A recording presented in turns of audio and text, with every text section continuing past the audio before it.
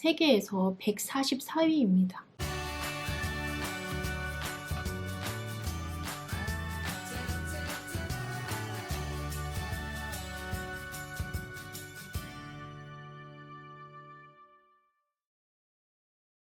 안녕하세요 여러분, 양스텔라입니다. 제가 최근에 두 종류의 메일을 받았어요. 첫 번째는 사회복지사 자격증과 취업에 관한 이야기였고요. 두 번째는 우리나라의 의료기술과 의료보험제도 그리고 경제 수준에 관한 이야기였어요. 상반된 두 메일을 읽고 제가 느낀 점이 있어서 오늘 그 이야기를 할까 합니다. 우리나라의 경제 수준과 삶의 질 그리고 중요한 복지가 빠질 수 없겠죠? 여기에 하나 더 행복 지수에 대해서 알아볼까 합니다.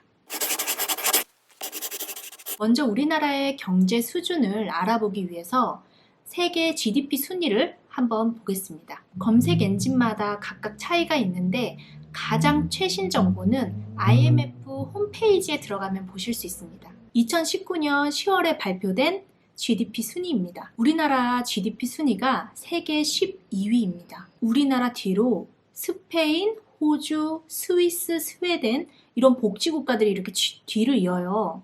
그런 거 보면 정말 우리나라가 대단한 것 같아요. 그러면 먼저 GDP의 정의에 대해서 이렇게 자막으로 보여드리겠습니다. GDP는 나라 전체의 경제 지표를 나타내는 거니까 GDP를 인구수로 나눈 1인당 GDP를 봐야지 비교할 수 있을 것 같아요. 1인당 GDP를 확인해 보니까 약 우리나라 돈으로 3,800만 원 정도 됩니다. 지금 제가 있는 몰타와 우리나라의 GDP가 30, 31위 이렇게 같이 있네요.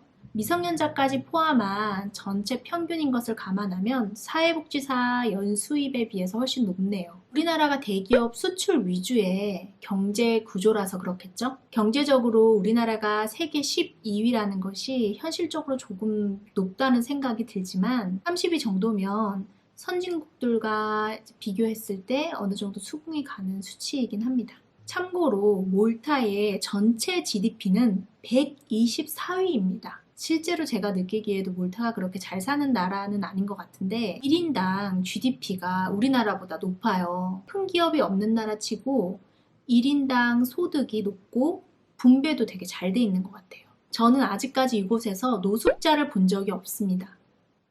가장 잘 산다는 미국도 슬럼가가 있잖아요. 저는 그런 것도 아직 본 적이 없거든요. 우리나라의 기술이나 경제 수준, 객관적인 지표를 봤고요. 그렇다면 우리나라의 행복 지수는 어떻게 될까요?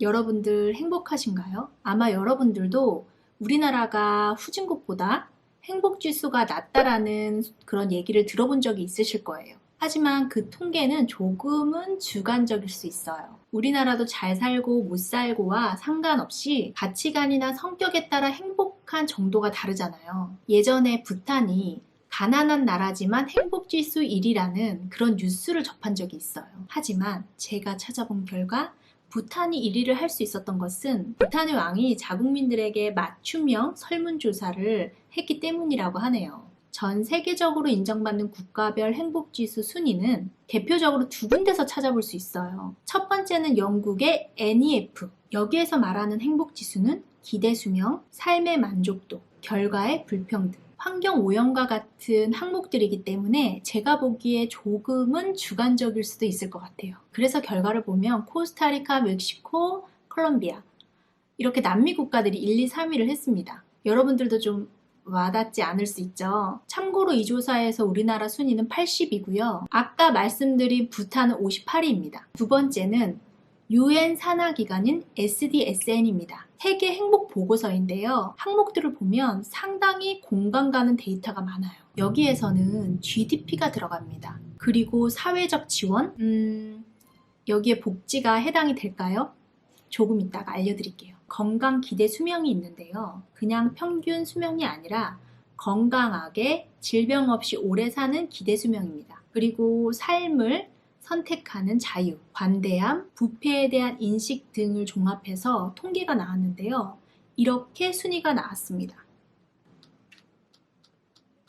저는 경제적인 측면과 사회복지 측면이 포함돼서 이 자료가 굉장히 신뢰가 간다고 생각해요. 1, 2, 3위가 핀란드, 덴마크, 노르웨이. 전부 북유럽 국가들입니다. 흔히 우리가 얘기하는 복지 국가들이죠. 저기 아래 보시면 몰타가 22위고 우리나라가 54위예요. 아래쪽으로 내려보면 각 분야의 순위가 있는데요. 우리나라는 OECD 36개국 중에서 30위입니다. 그래도 일본보다는 높네요.